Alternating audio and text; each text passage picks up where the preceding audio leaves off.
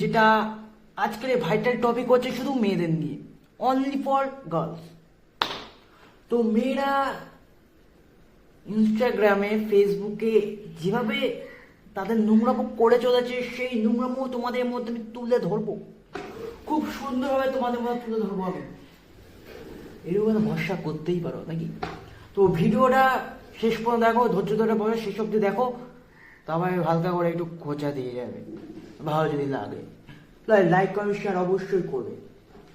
তো আজকের প্রথম ইনি হচ্ছেন আমাদের মধ্যে একজন বিবাহিত মহিলা, যে তার স্বামী একজন কিছু একটা, কিন্তু সে বিয়ের পর কি নোংরামো করছে দেখাচ্ছে। সে কি বলছে? কোন জিনিস টিপতে টিপতে বড় হয়ে যায় সে সবাই জানে কোন জিনিস। বলছে কোন জিনিস টিপতে টিপতে বড় হয়? তুমি মা বোকা চোদা আছো নাকি? তুমি যদি পুরো বোকা চোদা না রাখো তো এই কথা তুমি বলতে না। এইটা তোমাদের মুখে মানায় না। এবার তুমি বলছো মেয়েদের একটু সম্মান চোখে দেখা উচিত, মেয়েদের একটু ভালোবাসার চোখে দেখা উচিত।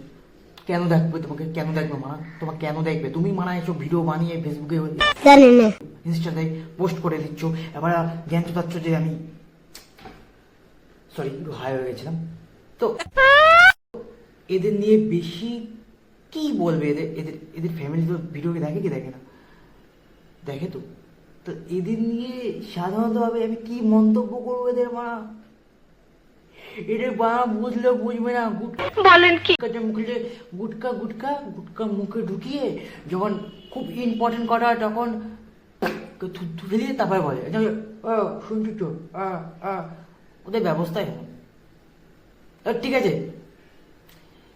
তো নেক্সট কি আছে আমরা দেখে নেব।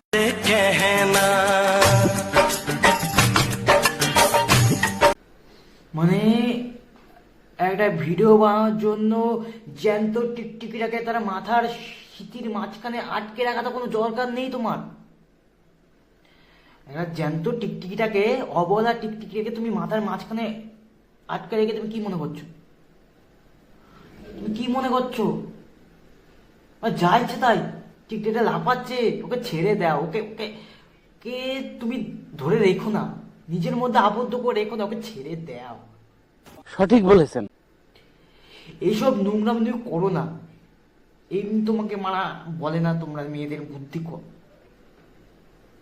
এইসব এইসব তুমি মারা যে এরকম ঠিক কে বুঝাবে? তো টিকটিকিটাকে তোমার ওইখানে নামাই অন্য জায়গায় বুঝে দাও, কাজে দেবে।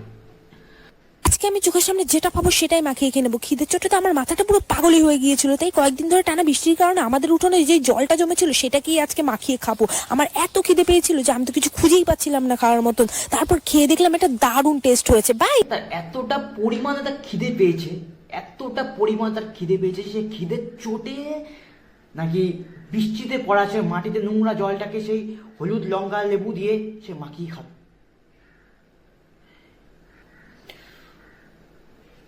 তোমার জন্ম কোন লগ্নে হয়েছিল? জানি না। তোমার জন্মটা কোন তিথিতে কোন লগ্নে হয়েছিল? জানি না।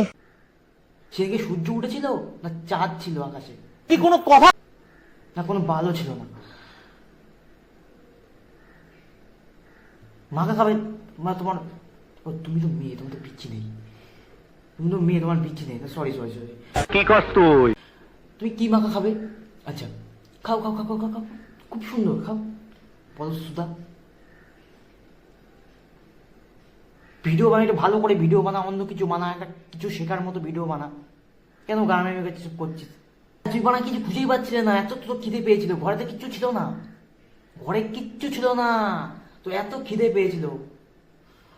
মা বলছে বাবা বাইরে যা, বৃষ্টির জল পড়ছে, আর হলুদ ছিল ঘরে, লেবু ছিল, লঙ্কা ছিল, একটু মাখিয়ে খেয়ে নে, এগুলো ছিল। লোককে কি বোকাচোদা বানাও নাকি? তুমি বোকাচোদা, আমাদের সবাইকে বোকাচোদা মনে করেছো? আমার বোকাচোদা হয়েছে। তারপরে চলছে নাকি খাওয়ার পর আমি হেগে দিচ্ছি, আয় উপর দিয়ে একটু চাইনিজ একটু যে মশলা দিয়ে দেবো, এবার চাইনিজ মশলা খেয়ে যাস। কোথাকার লোক এরা, এরা সত্যি এরা পশ্চিমবঙ্গের লোক। এরা ভারত থেকে, ভারতবর্ষ তো পশ্চিমবঙ্গ, এরা এখানে বসবাস করে। এদের মধ্যে আমাদের ভারত থেকে পশ্চিমবঙ্গ অনেক প্রতিফলিত, অনেক রকমের মানুষজন তোমরা দেখতে পাবে, দেখবে। এটাই শেষ নয়, আরো আছে। তো দেখা হবে নেক্সট পার্টে। হে হোয়াটসঅ্যাপ, ক্ষমা করে দিও আমাকে, ক্ষমা করে দিও। এসব লোকজন আমার দেখিও না, আমাদের ক্ষমা করে দিও প্লিজ।